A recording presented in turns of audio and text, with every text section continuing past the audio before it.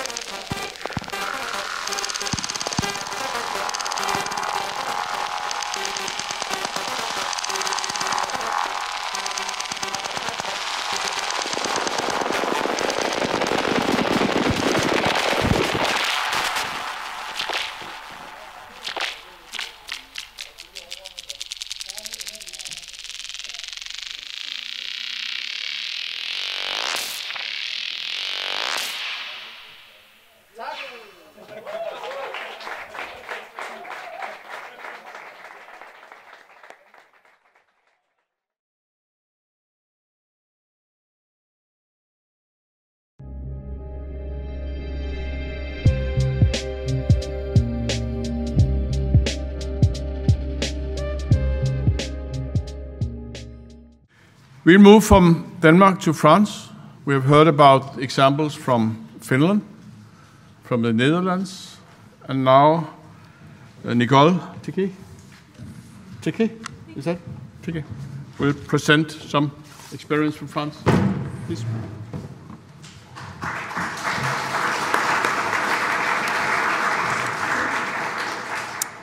God dag. I don't know if the word is well spelled, but it's actually the only word I know in Danish, so I'm going to speak in English. First of all, thanks for the invitation. I'm very happy and honored to be part of this very important event here in Denmark. I'm here to talk about the advancements in terms of basic income experiments in France, and I must say, there's been so much going on lately that I had to be very selective. I have been studying the topic of basic income for more or less 3 years, and I'm now a public relations coordinator at the French Movement for a Basic Income. And as so, I see 3 major elements we are currently focusing on in order to have a real impact on the topic. The first element is politics. We need to introduce and implant basic income in the political sphere so that politics take hold of the idea at the institutional level. The second element is popular support. We need to popularize the idea more widely among the French population through a wider communication in the media, but also through the organization of public debates at the local level in order to gain a strong popular support. This also implies getting the civil society supporting us and joining the movement of basic income, and I must say this has been the major challenge we are currently facing, but I will talk about it later. And the third element, and this is the topic of today, is a pilot project. We need to push for the implementation of several experiments in the French territory. And we are actually very optimistic about it because we've been discussing on the topic of pilot projects with decision makers all over France, and it's quite interesting. So these 3 elements, they are obviously closely linked as they influence each other. The more the media and the civil society will talk about basic income, the more politics will support the idea. And I must say, between these 3 elements, politics, civil society and popular support, and pilot projects, the politics element is like the most solid one in France. And this is particularly true as the political campaigns for the elections of 2017, presidential and general, have already started, and some candidates have already presented basic income as one of their major propositions. And when I'm saying that, it's either from the left wing or from the right wing, and even the Green and the center parties. So this is very transparent in France. Also, at the parliamentary level, we also had several amendments that have already been presented in favor of basic income in the past months, either to the budget bill or the Digital Republic bill. This was also supported by MPs from the left, also from the right-wing parties. We also have a bill of law that is under preparation by independent Member of Parliament Isabelle Attard, and we don't know when she will present it, but it's under construction. In parallel, the government itself, and especially Prime Minister Manuel Valls, have positioned themselves in favor of basic income. Manuel Valls actually stated last week that he wanted the instauration of a universal income, but we are still waiting for complementary information because we're not sure that by universal income he actually means universal income, because he started by saying that he wanted a universal income that would only target the poorest. But we are planning to meet his counselor next week, so we are going to talk about the unconditionality and universality about basic income, and we hope we will have an impact on his project. This declaration followed several others from the part of members of the government, such as former Minister of Economy, Emmanuel Macron, just before he left the government to create his own political party. So we see that we are in the electoral campaign right now. And also by Myriam El Khomri, just before she launched a very controversial labor law that triggered upheavals all over France since last March. For that matter, it's interesting to highlight that this labor law has led to the creation of a social movement called Nuit debout. I don't know if you've heard about that. In France, it's been very, very important. And this is now compared with similar movements such as the Indignados or Occupy Wall Street. So, in the context of this specific social movement, basic income has been a central subject of debate during the gatherings in the Place de la République in Paris, but also elsewhere in France. And it's actually still being debated right now as we are organizing a common event with the Nuit debout this weekend within the framework of the International Basic Income Week. And actually, right now, the major challenge we are currently facing is really getting the support of the civil society.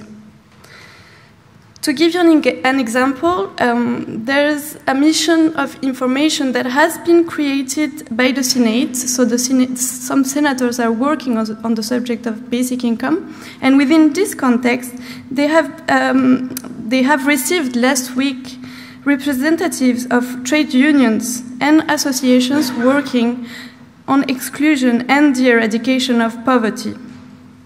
Most of them have shown themselves very cautious, if not against basic income. Their major argument was that people would free themselves from the moral obligation to work, and yet, paradoxically, highlighting at the same time that what the precarious populations in France wanted first of all was to get socially useful by finding a job. So there's a major paradox, and it's actually really related to this paradigm shift we need to get to make people understand of the interest of basic income.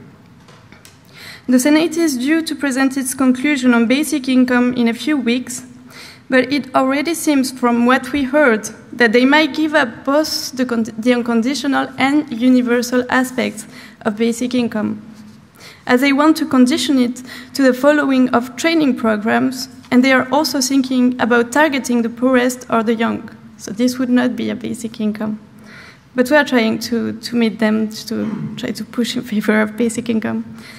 So, in this complicated context, will thus France be the next European country to launch basic income experiments? All this media coverage and political turmoil have clearly helped to convince many people of the interest of having basic income experiments in order to spread the idea and to assess its actual feasibility. In France, several projects are emerging right now or being discussed. The most advanced one is the pilot in the New Aquitaine region, southwestern France. It has been under preparation since July 2015, when the Aquitaine Regional Council voted unanimously in favor of such experiments. This is a project led by Martine Alcorta, who's vice president of the Regional Council, and she's also a member of the Green Party. And what is interesting is that within the framework of an alliance for the second round of the regional elections last December 2015, between the Socialist Party and the Green Party, the Socialist Party eventually accepted to introduce this project in their common program. So now we have the Socialists and the Greens supporting basic income pilot in the south of France. So about the frame and conditions of this precise pilot, we had some information some days ago only, but I have some information to tell you about the amount first. They are thinking about three options that could be either one of them or the three of them. That would be 500, 800, or 1,000. The idea eventually is to get a basic income for the experiment or for an eventual implementation that would be above the poverty line. There's also discussions about the target population. They are thinking about having three groups of 200 people or 1,000. So at most, it would be 3,000 people. These people could either be chosen by lottery or selected in selective groups such as the young. They're also thinking about the territory. Should it be urban, should it be peri-urban, or in the countryside? They haven't decided yet. And about the duration. The duration should be between 2 and 4 years, at most. So this task of making the framework of this experiment will involve members of the civil society, politicians from most political parties, and actually all of the political parties in the region have joined the project, and researchers. In total, 3 meetings have been planned to define the framework of the pilot. The first meeting, that is due next week, will focus on the interest of basic income, so arguments in favor, philosophical reasons, etc. The second meeting will focus on its financial framework, how to fund the project, on what basis, for which amount. And for this, it's been interesting as well, because we've received an email from one of the major representatives of the Green Party, who just published a book on the Affaire Kerviel. I don't know if you've heard about it. It's a French scandal about the Société Générale, the bank, where this banker lost 5 billion euros, and now we're taking back 2 billion. So they wrote to us to tell us, okay, we want part of these 2 billion euros to fund some experiments. So we're working on it. And the last meeting, so the third meeting, will aim at defining the exact conditions of the experiment in order to finalize the final framework of the pilot. In parallel to this pilot, 3 dedicated studies will be funded within the framework of the pilot, one in sociology, one in psychology, and one in economics. The results of this feasibility study are due to be presented in July 2017 in order to get an implementation by the end of 2017 or by the beginning of 2018. Furthermore, if we talk about other projects, because there's a lot of projects under discussion in France right now, there's other projects being debated between members of the French movement for a basic income and decision makers in the north of France, in the west of France, and even in the island of the Réunion, La Réunion. What is interesting is the fact that several projects could possibly be launched almost simultaneously, so it could be very interesting to test several different schemes. For instance, a partial basic income experiment based on the automatization of the minimum income scheme, or a basic income that could be combined with a local currency and free services. And these are only a few examples that are being discussed right now. And there's also the project we are currently working on with UBIE of an agrarian basic income based on the fact that the common agriculture policy has failed in sustaining a localized and sustainable agriculture in Europe. And if you want to know more about it, Aurélie is just there. She knows more than me about that. So, as a conclusion about these French pilots, there's an important turmoil around basic income in France. And this will definitely have an impact for the elections of 2017 that could eventually lead to the implementation of several experiments and maybe, we don't know, about an implementation of basic income. In spite of all the difficulties we are facing currently, it's still an encouraging trend that we are following closely, and we are very hopeful that this will be a real success. Thank you.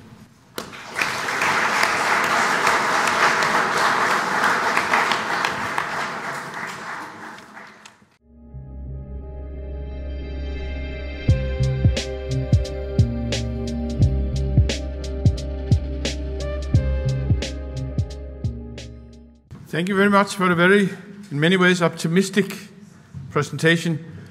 I want Torsten to come up here also. Where are you? But while we are waiting for him, just one question about clarification. We have had this discussion about universality. You mentioned this regional pilot with up to 3,000 selected for being part of this by lottery. maybe. You said they could possibly be selected through a kind of a lottery. Yes. Would that be a lottery for all citizens in that area, employed and unemployed, I guess within working age, or as adults within working age? You just press the button there. Okay, do you hear me? Yeah. Yes, when we talk about the lottery, well, the project is a project at the regional level, but then they aim at implementing the project in the municipalities where the mayors are in favor of the pilot. Mm-hmm. And within this context, there would be a lottery that would involve all the members of these municipalities in these regions. Okay. So it's not just for unemployed, or just no. for people with some kind of social problems. No. They haven't decided yet. It could be a lottery, but it could also be they could also target like the young population or the eldest population. But all these conditions are going to be decided next year, actually, because now we're just at the beginning of the project, so we don't know yet. Okay, interesting. Torsten will be coming, but we can have questions, comments now to the French part. Yeah. Thank you, and thank you for your contribution. It sounds interesting, and I see that you have got pretty far on the way to the politician level, and that sounds very, very optimistic that you are there now, so that you can really work from the movement and have this impact as you already had. So my question is, what did you do to get there? How was the work done actually? Thank you. Okay, that's very interesting, because 3 years ago nobody talked about basic income at all in France, or except from a small group of intellectuals and economists. And I must say the Finnish experiment, the declaration of the Finnish government to say that they were trying to experiment it at the national level helped us a lot, because we gained a lot of visibility. The media talked about it. All the major media in France have talked about basic income, either in favor or against it, but at least they're talking about it. And I think also that the electoral context of the elections of next year, that will be presidential and general, have also something to do with the fact that now everyone is talking about it, because, as I said, several candidates for the presidential and general elections have made basic income one of their key propositions. So they're talking about basic income in all the media when they're doing their electoral campaign. So yes, politics has been like the most solid element we have in France. I don't know if it will be very useful to us, because if we don't get the civil society support, basic income, we will not manage to have a real impact on what kind of basic income we want. And the thing is that several people and candidates, either candidates or other members of associations or economists who defend basic income, defend a very liberal vision of basic income. And they give this liberal vision of basic income a real visibility. And we need to get the civil society supported to make sure that the protection system will not be endangered by these propositions of basic income. I don't know if you regard trade unions as part of the civil society, but what is their reaction? Because what we hear from France, or have heard this year, is a lot about opposition to the labor market reforms in France, a lot of strikes. But what's the position of labor unions in relation to this? Yes. When I say that the Senate, who's working on the subject of basic income right now, they received members of the associations of eradication of poverty, but they also received trade unions, and most trade unions are against basic income. But you can partly understand it, because labor is like their main objective, their main I don't know how you say that, but it's going to be very difficult to get this paradigm shift on the topic of labor for labor unions. Nicole, thank you very much for a very beautiful presentation and very encouraging. I would like to urge you to try to get them to move away from the lottery idea. Okay. I cannot say the name of the person, but I was speaking recently with a very, very, very senior French politician. And the politician said to me that convinced that a basic income was feasible and desirable in France. And I think France is one of those places where one could imagine the traditions of fraternité being a very fundamentally exciting part of this next stage. And I could imagine you saying to the communities in Aquitaine or elsewhere, look, we would favor doing a community level basic income in communities where the mayor and the council would be prepared to help with some extra funding for the pilot, and in particular to help with the administration and with the evaluations that would take place, because they're costly. And that would appeal, I think, to the French spirit of local initiatives and would certainly get away from the lottery. A lottery is not a good way because you don't get the universality in a community that we need in the basic income. So I'd like to hear what you think. Can you defeat the lottery idea? I think I do. No, I don't know. I should have very solid arguments, but as I said, the first meeting on how to frame the project in the Aquitaine region will take place next week. And within this context, I will also be there to talk about basic income and to defend the ideas, especially on the topic of labor. And so I think for now they're very, very open to the framing conditions that should be for this pilot project, especially in the Aquitaine region. The regional councillor Martina she wants to make it with the civil society, with the researchers, with everyone that will that can have something to bring to this project. So for now it's like just starting, and we can have all the possibilities. So I think that if we give her all the arguments, she will hear us. Yeah, I have regards from Torsten. Sometimes, members of parliament have to be in the parliament. So he's not coming back today, but he promises that he'll be back tomorrow. He'll participate in the conference tomorrow. So the questions you have for Torsten, you can give him tomorrow. Thank you, Nicole, as well, for this exciting presentation again. I'm just really happy to see that even though we're running into difficulties like we had in Finland and the Netherlands as well, each time it seems now that France might be overtaking all of us in some way, and we might see the first real basic income experiment in France. So I very much hope so. I'd love to be beaten on that. So that's great. That's first of all. So compliments for all the work you've been doing. Very many of those. My question would be, kind of relating to what you just said, that many people see basic income with the danger of maybe replacing the more libertarian version, replacing all the existing benefits and stuff.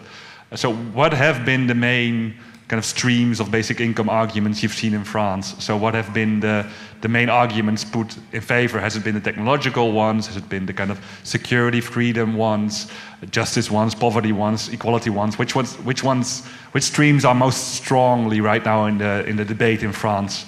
Even though it's from many different political parties, so I expect there to be some variation. So I'm very curious about that. Okay, so about the argument, the main arguments we use in favor of basic income in France, they are the future of work, especially related to the automatization, robotization, etc. Also the simplification of the security system. And this is also an argument against us, because as I said, the objection of a basic income that would be too liberal, and the fact that we might lose more than we would gain with a basic income that would replace all the security aids and allocation, etc. So this is like the argument, very tricky, that we need to use. And we always have to say that the basic income we defend is not a basic income that will replace all the social aids every time, because that's like one of the main arguments against us. And also, there's another movement in France. I think it's only in France. It's called Salaire à Vie or Réseau Salariat, who is against basic income. Even if we have a lot of similarities, but they're like our major opponents in the media, in the debates, everywhere. And their argument is that basic income is too liberal, and that we are not anti-capitalists, and that we follow the system, and that we are not trying to change it. Even though I don't agree with that, that's their main argument. And so we have a lot of opponents that have a lot of visibility as well. I think that's the most difficult for us right now.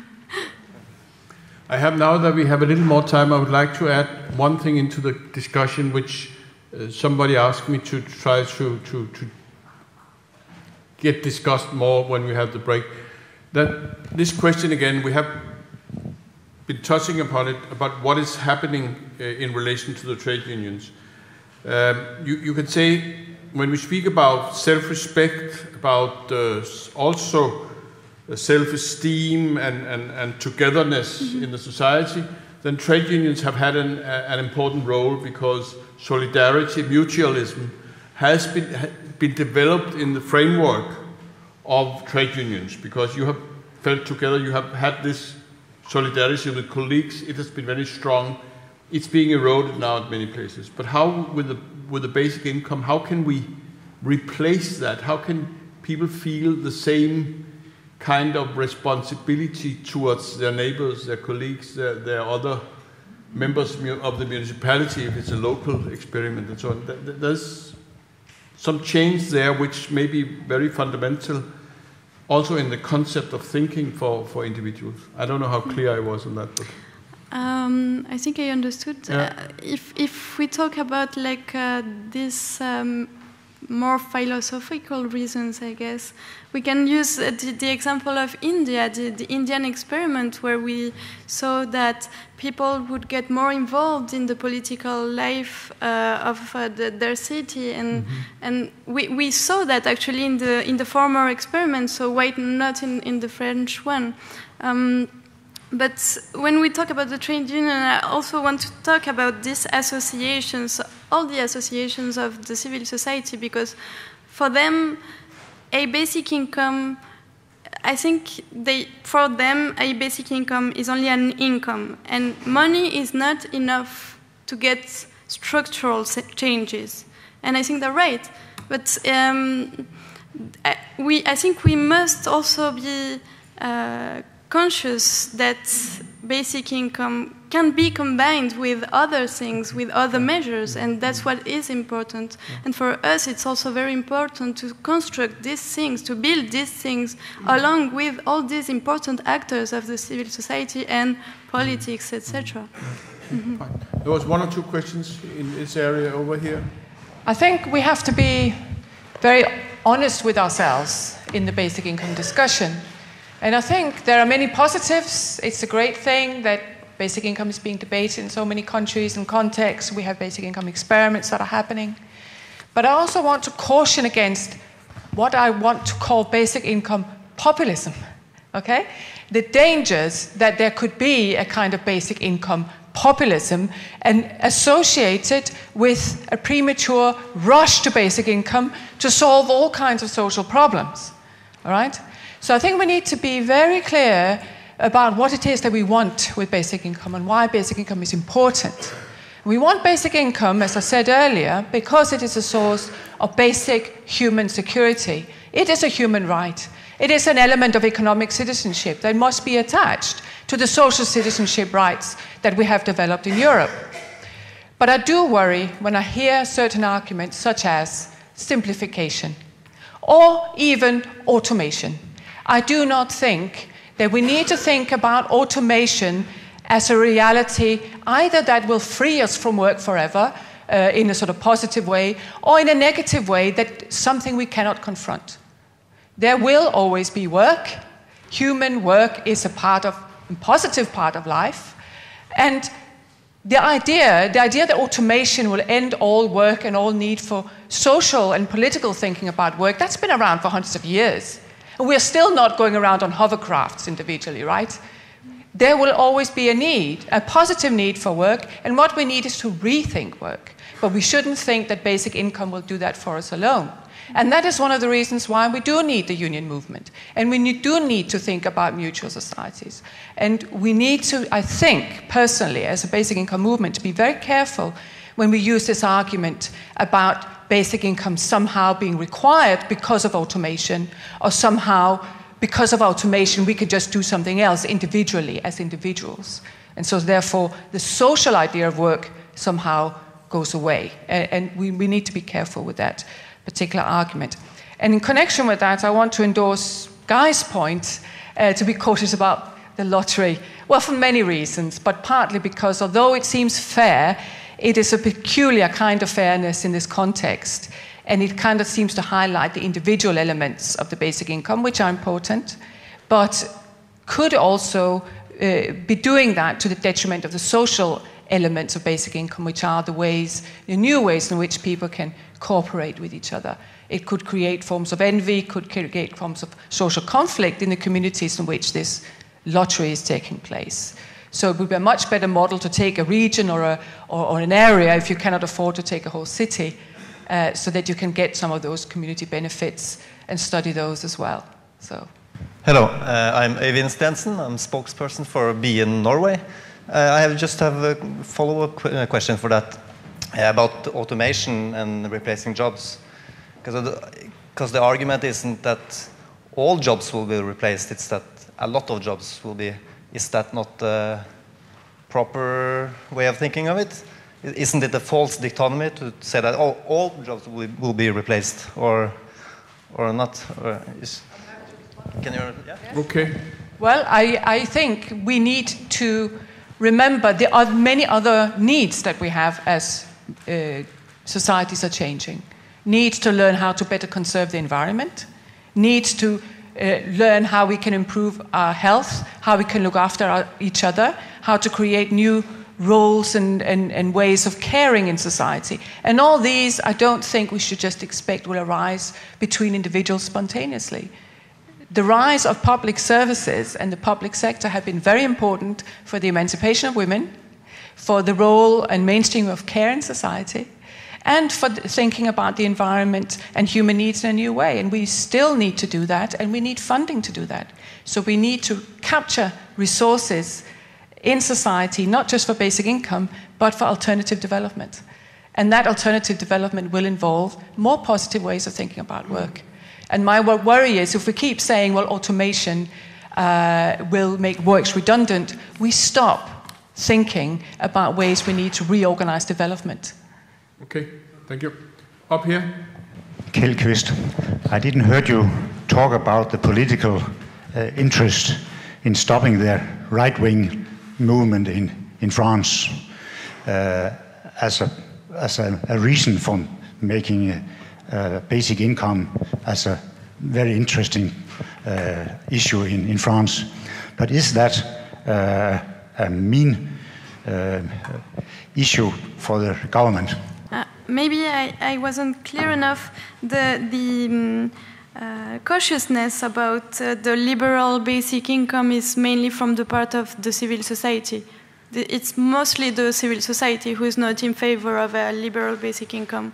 But politics, I mean, there's right-wing politics who defend basic income. So, yeah, it's mainly civil society has always been more on the left side of the political sphere, the political spectrum, so yeah. Yeah, exactly. So I also wanted to precise some points. One about the lottery. because I understand it's a tricky question, but I also have this. But maybe we can talk about it later. But there's the question of the price, also the price of the funding of the project, because I saw for such an experiment, if we take only 3 groups of 200 people, and for 2 years, for example, it would cost at least 10 million euros, and it could be up to 100 million euros. So there's this question of the funds.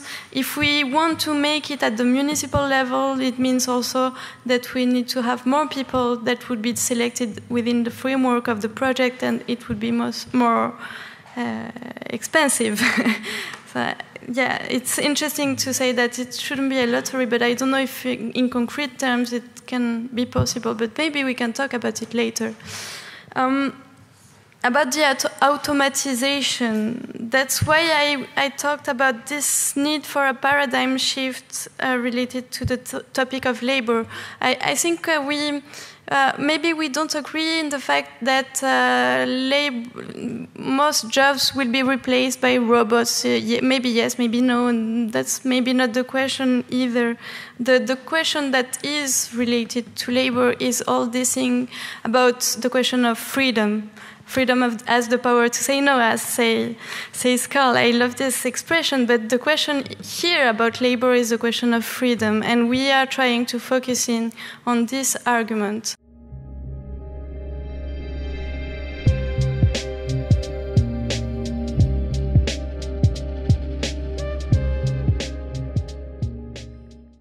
We are here again. If I know anything at all about the history of the basic income movement outside Denmark, it is because of Karl Widerquist, his writings about how the basic income movement has developed, how the thinking has developed over time.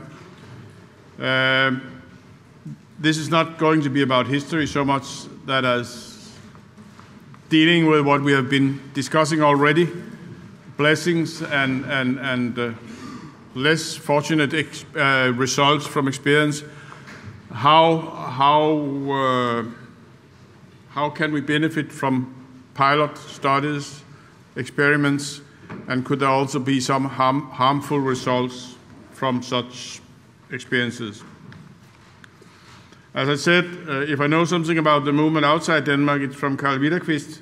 If I know something about basic income in Denmark, it's due to Niels Meyer, who is sitting here already because he's not running as fast as he did some years back.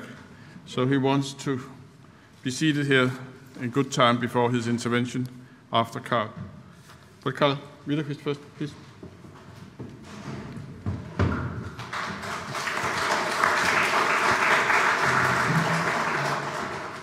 Thank you.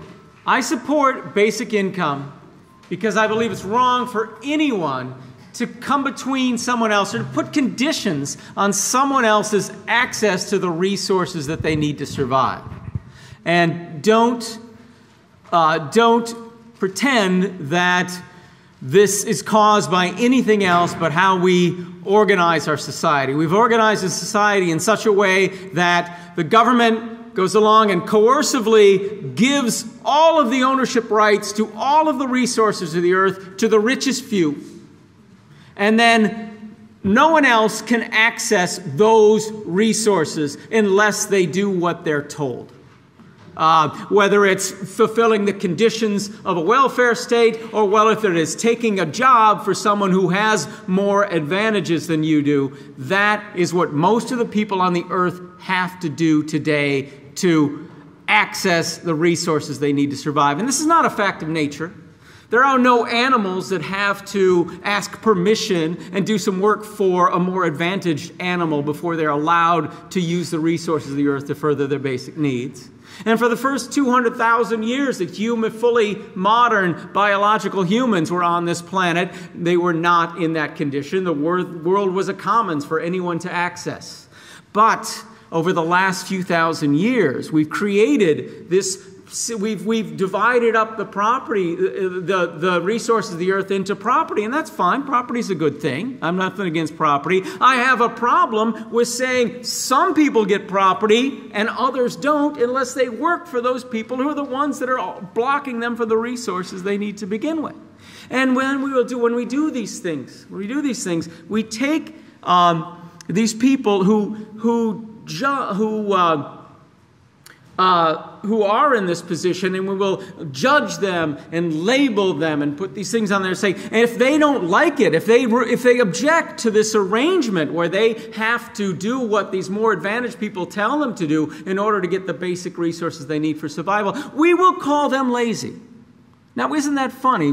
Because whenever you have someone offering a job and someone saying, I don't want a job, I don't want that job, you have a dispute about wages and working conditions.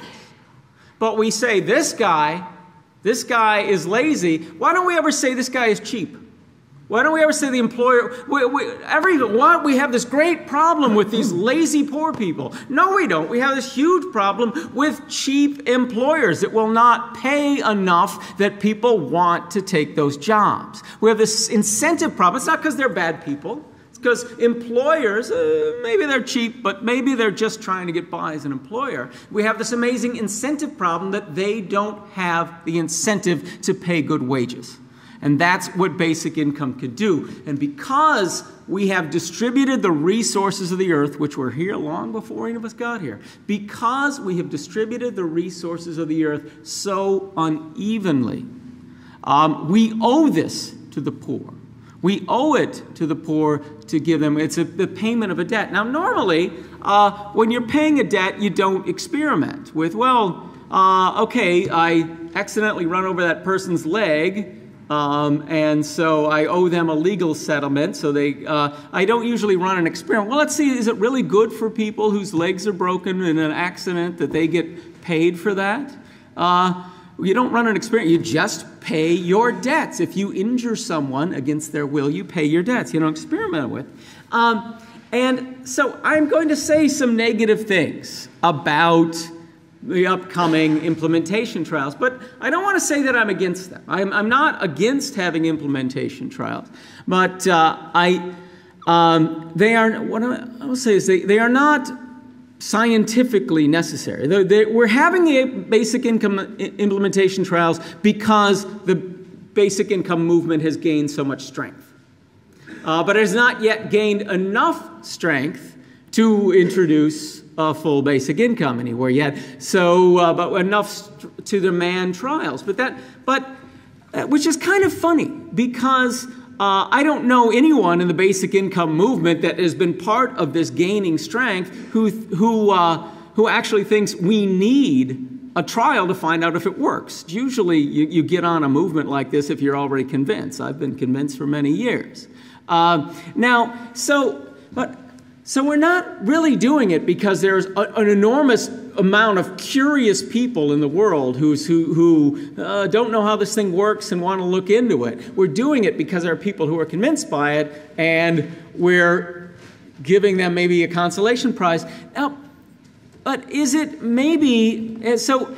It can be a good strategic choice. It can be a good strategic choice because if you have an implementation trial, you can demonstrate that it works, you can gather political attention, you can gain momentum, and there's even possibility that some of the politicians that are wanting to do this are because they want to do it because they are for basic income, but they know that they don't have the political strength to get the people behind them, and this might do it. So there are good things that these pilot projects can do. And they have done that sometimes in the past. The Namibian pilot project, the Indian pilot project, both had a major impact a major positive impact on the debate over basic income in the world. And that's probably, those two actions are probably a large part of the reason that we're all sitting here today. Indirectly, they led to what we're doing now.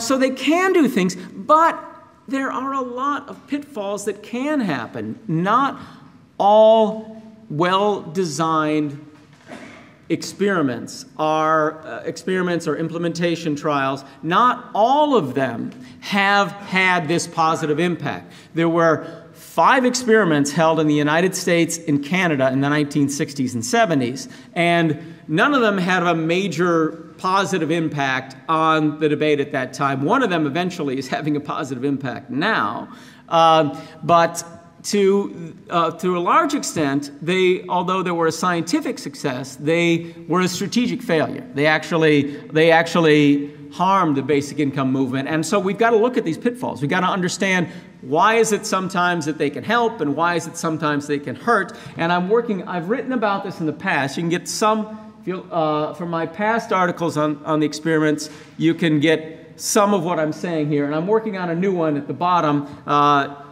You can email me and I'll send you a copy as soon as I'm finished with it.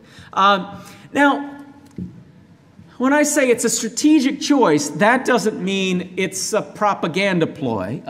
Once you ask the question, once you're holding a trial, you must do it with the best science.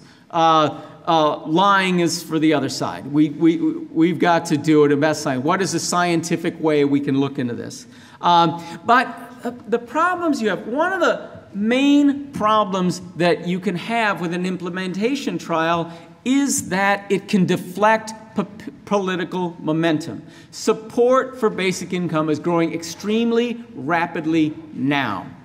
And a well-designed pilot can take 5 to 7 years from inception to when you get a full report on the income. That's an awful long time for a growing movement to sustain itself and wait for these things to come out, for this information to come out. But also, what you're doing when you go for a pilot project is you're giving politicians, at least if you're doing it a publicly funded pilot project, you're giving politicians a cheap way to satisfy you. But it's because what are politicians love to say yes to people. They love to tell you yes. What they're looking for, though, is the cheapest way to tell you yes. And I tell you, running a pilot project is an awful lot cheaper than actual introduction of basic income. But when we, as the basic income movement, go to our politicians and say, we want an implementation trial, well, we like basic income, but we'll take a trial. You give them a very cheap way to tell you yes, and then on top of that, you give them an excuse to tell you no for the next 5 to 7 years. Because what? You said you wanted an implementation trial. I gave you an implementation trial, and so we got to wait till this is over before we take the next step. And it could be 5 to 7 years from now when those things are out. Maybe the political situation has changed and we don't have the momentum that we have now. So it is a strategic question, a strategic choice that has this strategic problem with it. And that happened in the United States and Canada. Of the 5 experiments, the first one was not complete when a watered-down version of the negative income tax came up for a vote. And Congress went to the researchers and said, we want an early report. And they said, we can't give you an early report. And we're not ready. And they're like, we spent tens of millions of dollars on this, and you can't tell us anything, and it's coming up for a vote. And that certainly harmed it in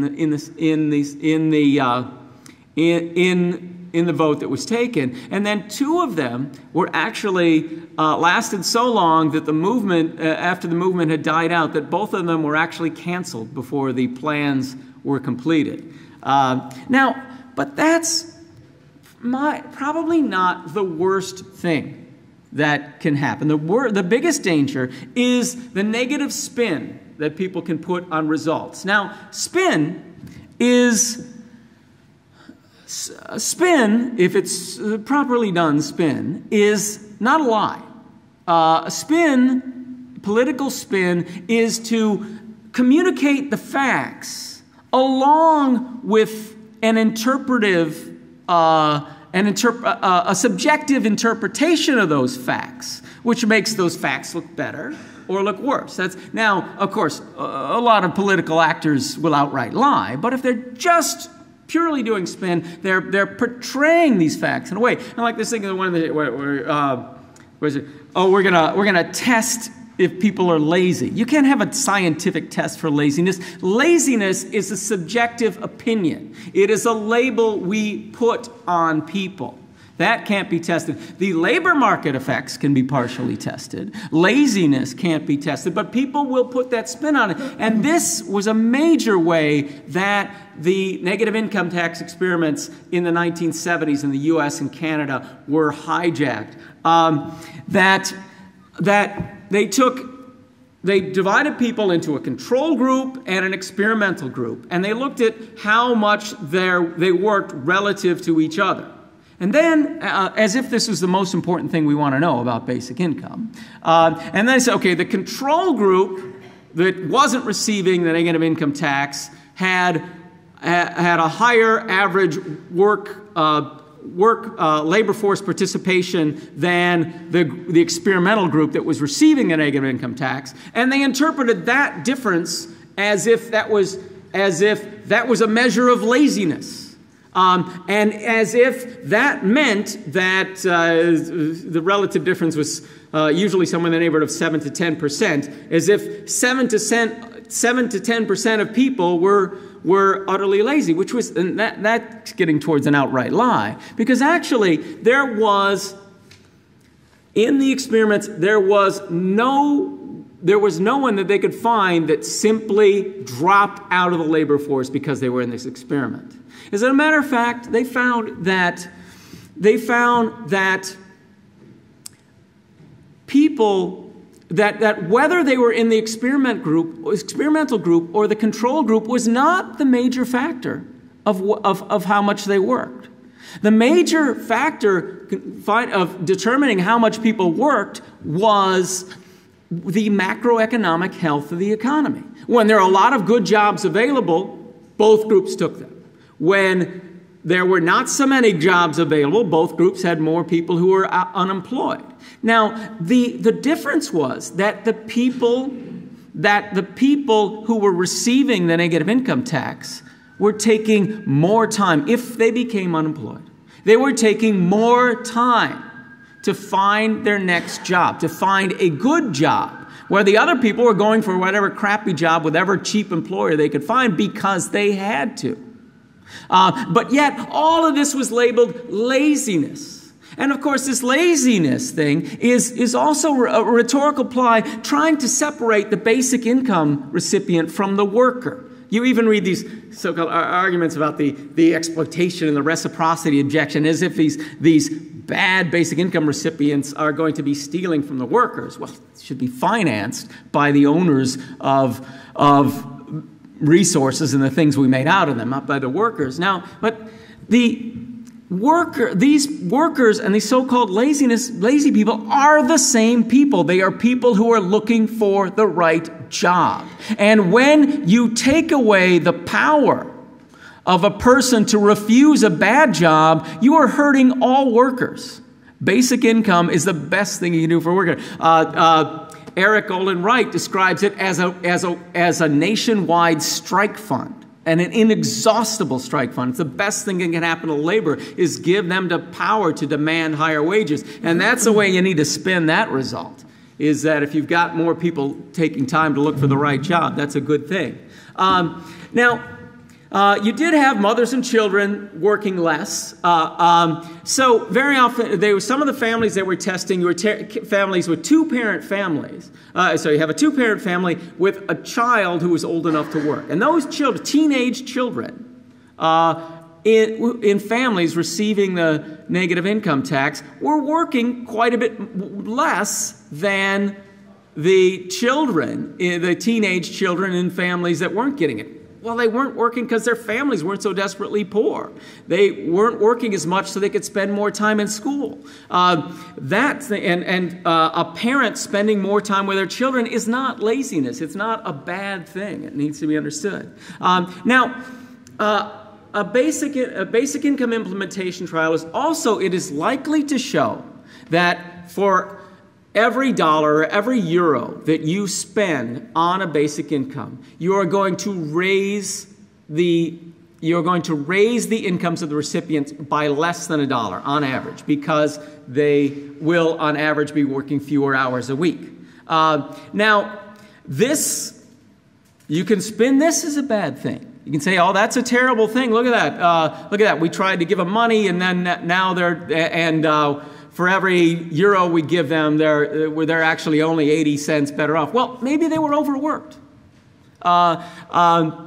This idea that any decline in labor force participation is bad is based on the idea that desperately poor people are working the right about right now. No, they're not. They're working way too much. The average worker in most countries hasn't had either a pay raise or a decline in labor hours in 30 or 40 years.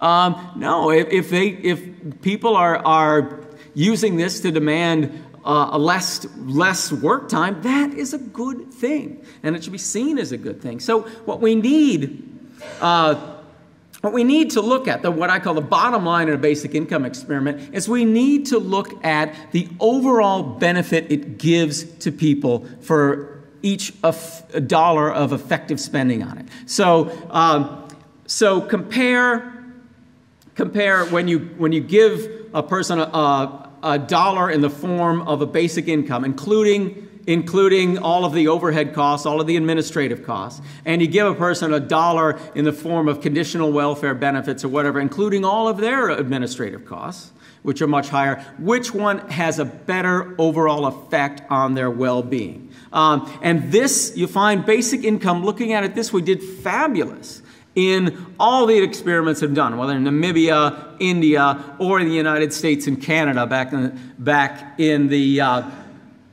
1970s. You had fewer incidents of low birth weight babies in Gary, Indiana, in the experiment in the 1970s. That's you had a decline in infant mortality. You have healthier children, because it turns out children are healthier when their parents aren't so poor. And using the malnourishment of children is a really bad way to give people a work incentive, when you could just offer them more money and they will take jobs. They will take good jobs. You had, in Canada, they found a decline in